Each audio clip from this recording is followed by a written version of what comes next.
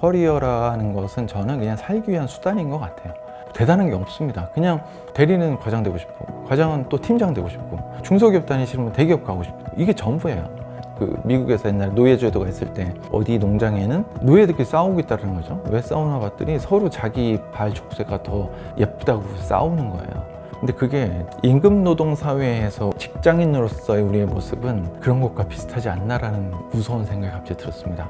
너무 이 회사에서 내가 평생을 살기 위했습니다. 나는 여기 오늘 목숨을 다하겠습니다.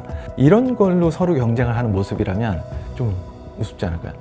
네, 저는 2014년에 뷰노라는 국내 최초 AI 의료기기 회사를 창업을 했고요. 2021년도에 코스닥 상장을 하고 한 10년 만에 이제 뷰노를 떠나서 지금 컴퍼니 빌더인 바이트라는 회사를 설립을 했고요. 그 다음에 의료기기 회사인 클롭이라는 회사를 코파운딩한 김현준입니다.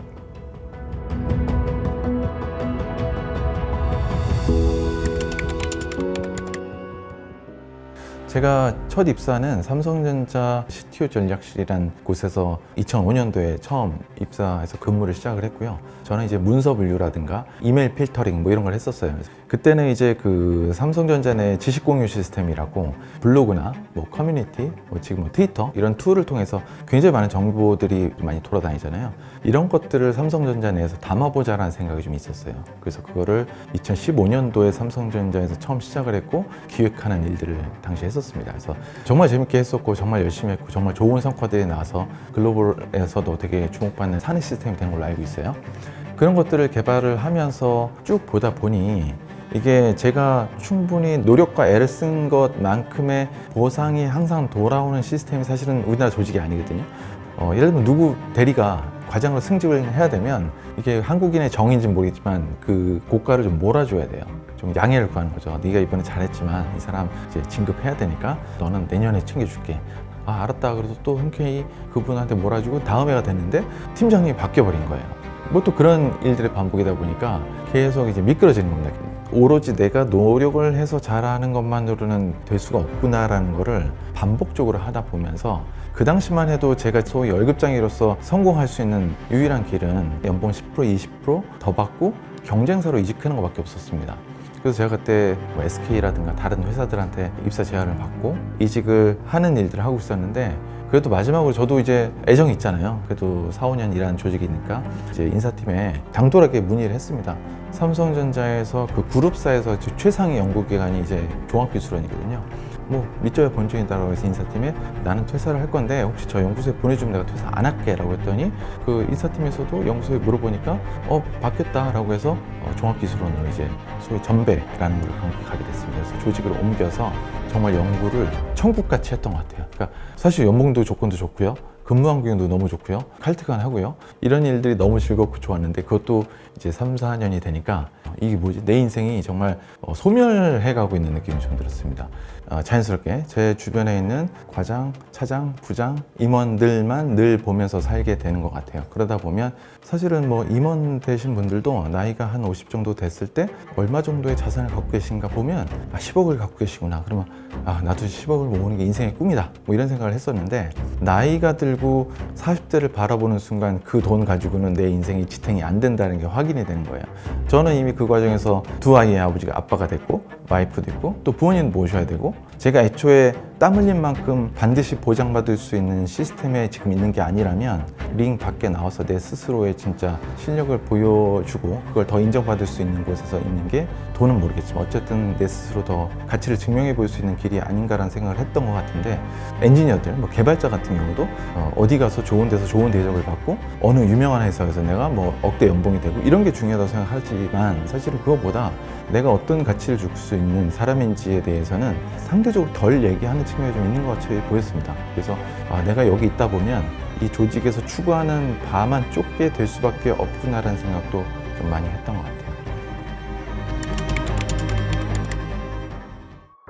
저희가 2014년도쯤에 이제 퇴사를 결정을 하고 그때 같은 연구소에 있던 제 옆자리, 뒷자리에 있는 동료와 같이 창업을 이제 하게 됐는데요.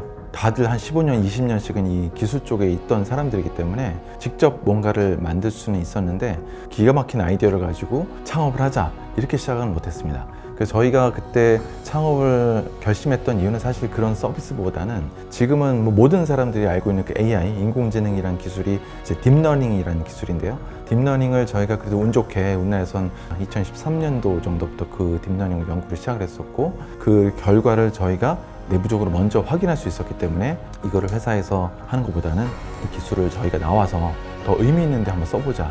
그러면 아마 이 기술을 필요로 하는 데들이 많을 거다라는 생각을 가지고 이렇게 시작을 했었고, 의료기기는 식품의약품안전처라는 규제 당국으로부터 허가를 받아야 되거든요. 인공지능 의료기기? 이게 뭔데? 바둑 하나 이겼다고 해서 이거 사람 진료를 한다고? 말도 안 되는 일이죠. 역시 엔지니어들은 좀 사업성이 떨어지네, 이런 비판도 굉장히 많이 받았고요. 굉장히 오랜 시간 동안 설득하는 작업들이 있었고, 이 설득하는 과정에서 이 업계, 또 학계, 그다음에 규제 당국, 뭐 국무조정실, 과기부, 중기부 모든 주체가 정말 많이 도와주셨던 것 같아요. 그래서 결론적으로 2018년도에 저희가 대한민국 1호로 AI 의료기기 허가를 받았습니다. 이제 다음날 아침에 딱 기사가 나오더라고요. 저희 뷰노 인공지능 의료기기 제품이 딱 대문짝하게 나온 거예요. 지금도 사실 이 얘기를 하면 막 몸에 이제 소름이 돋는 정도로 그때 기억들이 되게 짜릿했던 것 같고, 모든 사람들이 되게 환호를 했던 경험이 있습니다. 그래서 그날은 회사 문을 닫고 점심부터 술을 막 엄청나게 먹었던 기억들이 있습니다. 다들 보면 창업자들은 존재하지 않는 어떤 파랑새를 찾고 싶어 해요. 근데 사실은 그런 걸 줬다 보면 결국 그런 게 존재하지 않아서 파랑새가 아닌 푸르스름한 새를 우리가 결국 하게 되는 경우들이 있거든요. 근데 결국에는 파랑새만 새가 아닌 거고, 노랑새도 있고 빨간새도 있는데 파랑새를 찾아가는 그 룰대로를 했다 그러면 그거 이미 회사가 만들어주지도 않았을 거거든요. 창업이라는 거는 자기가 정말로 어떤 문제를 정해서 그거를 진심을 다해서 할 수 있으면 저는 뭐라도 성과가 나온다고 생각을 해요. 단 전제 조건이 있어요. 포기하지 않으면. 인디안 기후제 얘기 많이 들으셨잖아요. 인디안들 기후제는 항상 성공을 합니다. 비 올 때까지 하니까요. 설령 돈을 못 벌어서 회사가 망하더라도 그 회사가 이 사회, 이 시대에 남긴 흔적은 반드시 발생을 하고요. 그런 흔적을 돈으로 환산시키지 못했다면 또 하면 됩니다. 그래서 그런 일들을 반복적으로 하면 저는 반드시 그동안 투자했던 모든 노력을 보상받을 수 있는 기회가 분명히 저는 온다고 생각을 했고요. 저는 주변에 다 그런 분들만 봤어요. 창업을 누구라도 확실한 동기와 진정성만 가지시면 잘할 수 있다고 생각합니다. 아무래도 스타트업에서 뭐 상장도 하고 이런 이제 회사를 좀 키워봤던 좋은 경험들을 갖고 있다 보니까 오해하시는 분들도 계시는데, 대학 때도 공부를 정말 제대로 안 했고요. 오직 공부를 안 했습니다. 그때 막 이력서를 200개 정도를 보냈는데 서류에서 다 탈락을 했습니다. 그래서 이걸 보고 나니까 정말 충격을 받아서 정말 밤에 한숨도 못 잤어요. 어떻게 보면 평균이 되게 노력했다고 봐야 될까요? 그때 대학원 4학기인데 이제 선배님들한테 물어봤습니다. 여기 대학원은 도대체 졸업을 하려면 뭘 해야 됩니까? 그랬더니 보통 석사는 해외 컨퍼런스를 논문 한 면 발표하면 졸업 여건이 주어진다라고 얘기를 하셨어요. 그래서 그때 뭐 해외 논문이 뭔지도 모르고 영어도 잘 못하는데 딱 들어가서 각오를 했습니다. 나는 그러면 한 학기에 한 편씩 써야겠다라는 생각을 해서 뭐 말도 안 되지만 그 정도 각오를 가지고 열심히 대학원 생활을 했고요. 그때 제가 해외 저널 논문을 6편을 썼습니다. 그 당시에 그 대학원에서 역대 최고 우수 졸업을 했었어요. 그 정도로 하다 보니까 제가 평균 이상이라는 걸 제가 수치적으로 입증을 했잖아요. 그러니까 어느 순간 자신감이 딱 생기더라고요. 내 스스로 자신감이 있다 보니까 면접관 앞에 섰을 때 떨리지가 않아요.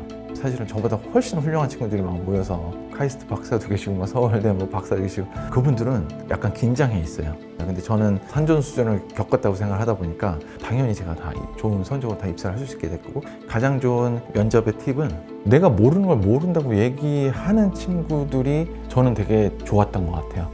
사실은 지식이라는 거는 지금 몰라도 어차피 뭐 회사 와서 공부하다 보면 금방 쌓여지는 것들이에요. 그러면 이 사람한테 중요한 거는 저 사람이 우리가 아는 만큼의 지식을 갖고 있지는 않아도 나머지를 쉽게 쌓을 수 있는 친구인가, 그리고 우리가 이 친구를 데려와서 다른 동료들과도 충분히 원활하게 얘기를 할 수 있는 친구가 더 중요할 것 같고요. 플러스로 하나 더 말씀드리고 싶은 거는 내가 회사에 면접관의 평가를 받으러 온 게 아니고요.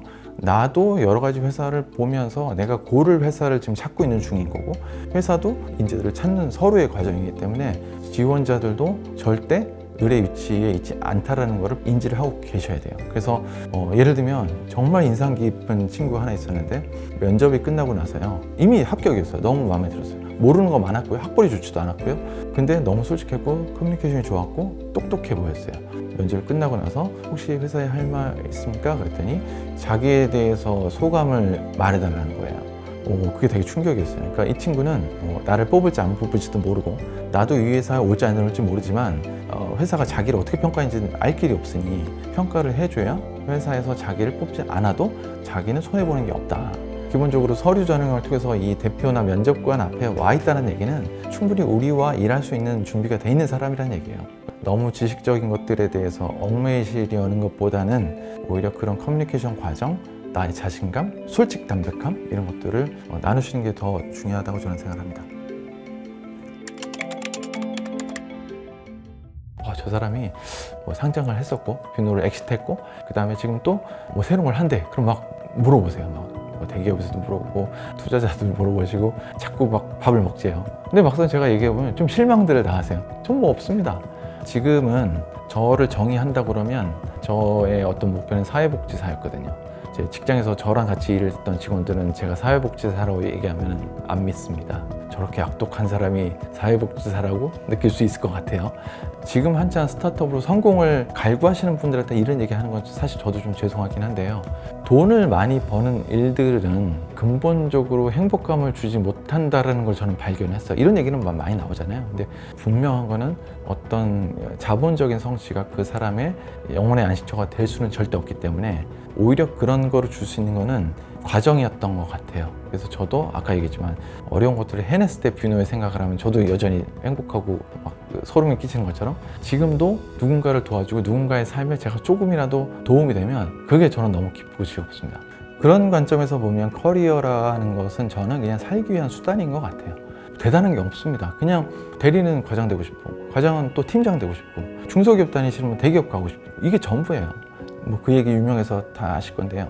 미국에서 옛날 노예제도가 있을 때 노예들이 어디 농장에는 발목에 족쇄를 거의 평생 채워놓고 사는데 어느 순간 보니까 노예들끼리 싸우고 있다는 거죠. 왜 싸우나 봤더니 서로 자기 발 족쇄가 더 예쁘다고 싸우는 거예요. 근데 그게 임금노동 사회에서 직장인으로서의 우리의 모습은 그런 것과 비슷하지 않나라는 무서운 생각이 갑자기 들었습니다. 물론 직장 좋고요. 우리가 어떻게 보면 인간이란 종이 집단체로서 잘 살기 위한 안전한 시스템을 만들어 놓은 거기도 하지 않아요? 근데 또 한편으로 보면 우리가 이 회사는 전체적인 인생을 잘 살기 위해서 잠깐 거쳐가는 회사로서의 역할인 건데 너무 이 회사에서 내가 평생을 살기 위해서입니다. 나는 여기 목숨을 다하겠습니다. 이런 걸로 서로 경쟁을 하는 모습이라면 좀 우습지 않을까요? 커리어가 중요한데 이런 생각을 하시는 것보다는 결국에는 내 삶이라는 전체 사이클에서 내가 주인이 돼서 가치가 있는 삶을 살았다라고 보기 위한 과정에서 존재한 하나의 측정 기준인 것 같고요. 그 채점표 하나하나에 너무 좋은 점수를 받기 위해서 매몰되시는 것보다는 조금 더 큰 관점에서의 내 삶을 바라보시는 게 좋지 않을까 생각합니다.